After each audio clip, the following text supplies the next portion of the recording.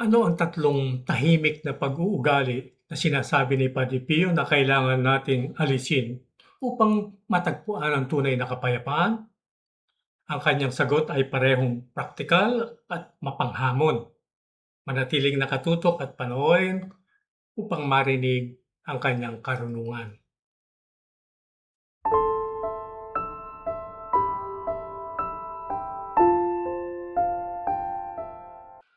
Maligayang pagdating sa ang tinig ni Padre Pio. Kung ngayon pa lamang kayo nakikiisa o matagal nang kasama namin, ikinatutuwa po namin na narito po kayo.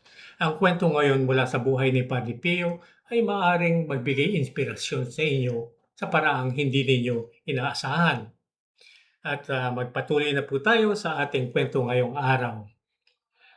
Ngayon, muli tayong babalik sa malalim na paggabay ni Padre Pio na matatagpuan sa kanyang mga liham para sa kanyang mga espiritual na anak.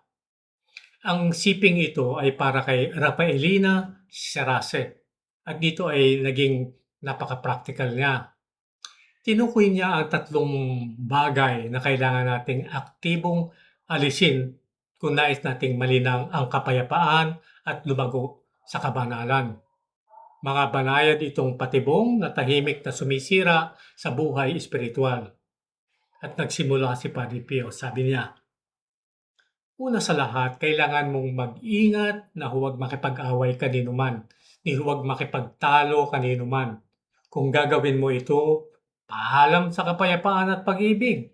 Ang labis na pagkapit sa sariling opinyon ay laging pinagmumulan at simula ng alitan. Sabi niya, paalam sa kapayapaan at pag-ibig. Hindi siya nagpaligoy-ligoy. Ang unang babalang ito ay simple ngunit tumatagos.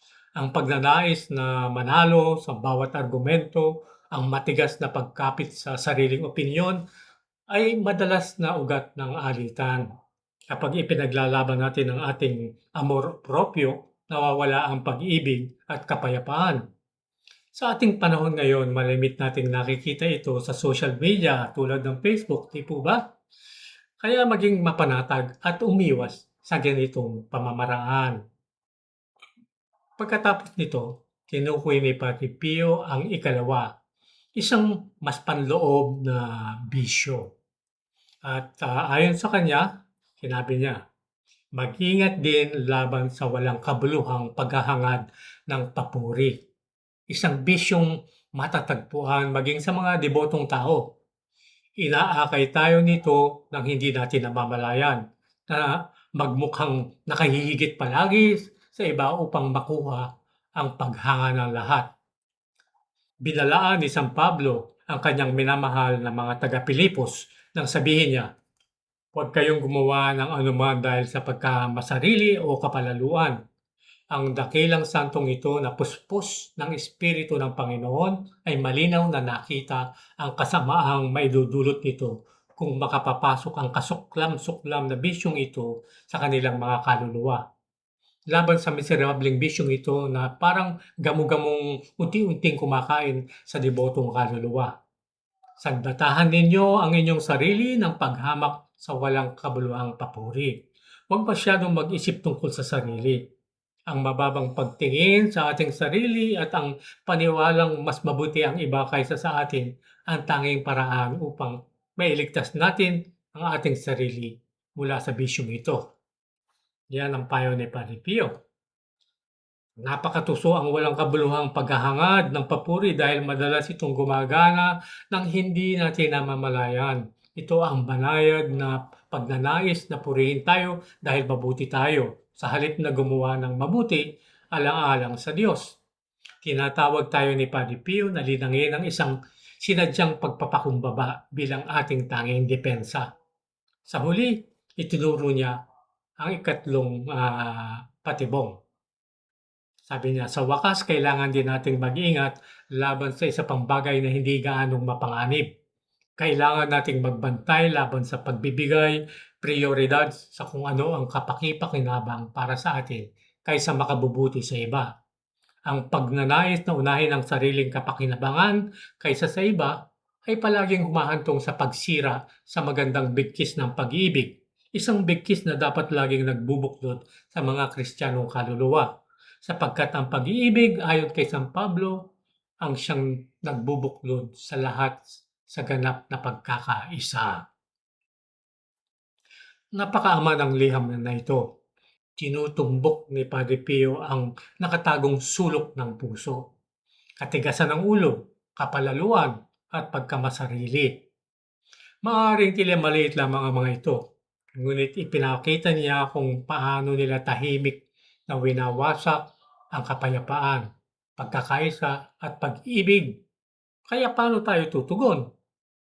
Sa kanyang karunungan, binigyan tayo ni Padre Pio ng 3 bagay na kailangan nating masikap na alisin, no? Kailangan nating tanggalin ito sa ating puso at kaluluwa. Una, ang pangangailangang magwagi sa mga argumento. Pangalawa, ang pagnanais na magmukhang nakahihigit sa iba. At pangatlo, ang ugaling unahin ang sariling kapakinabangan. Mga ordinaryo at pang-araw-araw na pinagpipilian ang mga ito, ngunit dito mismo nahuhubog o nasasakal ang kabanalan. Marahil ngayon ay maaari nating itanong sa ating sarili, saan ako matigas na nakakapit sa aking opinyon? Saan ko hinahangad ang paghanga ng iba? Saan ko inuuna ang sarili ko bago ang kapwa? At bandang huli, nararapat na manalangin tayo para sa biyayang yakapin ang pagpapakumbaba, ang mahalagang birtud para sa kabanalan.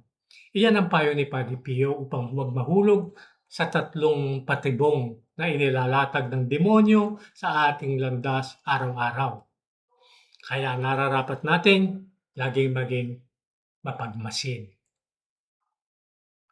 Maraming salamat sa inyong panonood. Kung nagustuhan po ninyo ang ating video ngayong araw, mangyaring mag-like, mag-komento, at i-share din po ninyo ito upang marami pang makarinig ng mensahe ni Padre Pio. Huwag kalimutang mag-subscribe at pindutin ang kampanilya sa kanan nito upang hindi ninyo makaligtaan ang aming mga bagong videong ilalabas sa hinaharap. Nais ninyo bang palalimin pa ang inyong kaugnayan kay Padre Pio? Isang alang-alang ang paglahok sa aming grupo ng buwan ng mga taga-buloy o donante na tinatawag na mga alagad sa kalinga ni Padre Pio. Isang natatanging paraan upang lubago sa buhay espiritual at maging bahagi ng aming komunidad ng panalangin. Makikita ninyo ang link upang lumahok sa description box sa baba. At hanggang sa muli po nating magpagkikita, pagpalain nawa kayo palagi ng mahal na Birhen ni Padre Pio at ng ating Panginoong Diyos.